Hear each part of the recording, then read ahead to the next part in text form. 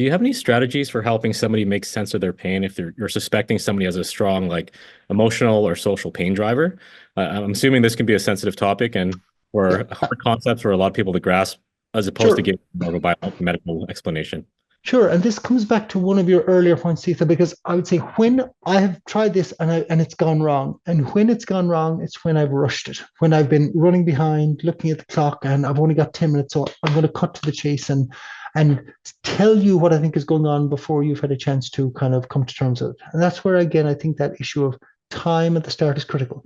If I had one thing I most commonly use, I do timelines with the person.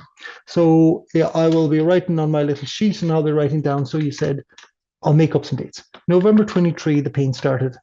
And then February 24, it flared. And last week, it flared again. So there's those three key timelines. You said November 23, it was during a lifting, and February, and so on. And then later on, in another part of the history, we'll touch on your stress levels. How's it been like? Well, actually, last October, November, I was on a big project. I wasn't sleeping, wasn't having time for exercise. And I won't tell them that's the cause of their pain, but I'll note that. And I will wonder then in February, what was going on there? Well, actually, my wife or husband was busy with work. The kids weren't sleeping at night and so on and so forth. And then once I've got all that information, I might just say that it's interesting. You know, that time when your back was aggravated in November, I know you said you hurt it, but like you described hurting it lifting the car, the kid out of the back of the car, but you've done that loads of other times. What do you think was different that time?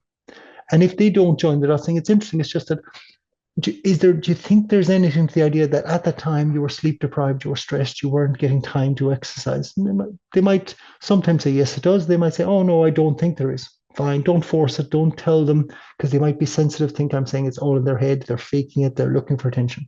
So right, let's look at the next one. And then the most recent one, talk to me about the context there. And I find that's much more useful because I'm helping them kind of join the dots or be a little detective. But that's not to pretend that they always buy that or believe that. And at the end of the day, I might be wrong, but what we're really trying to, I suppose, get across the person is we're genuinely interested in helping them figure it out. So for a lot of people that I see, they're yes bothered by the pain, but they're also very bothered by the unpredictable, unknown nature of it. And I would say there's great value. And even if the person leaves day one and they feel no better physically, but they have a sense of, I think I might know why I'm sore now. That's a great starting point.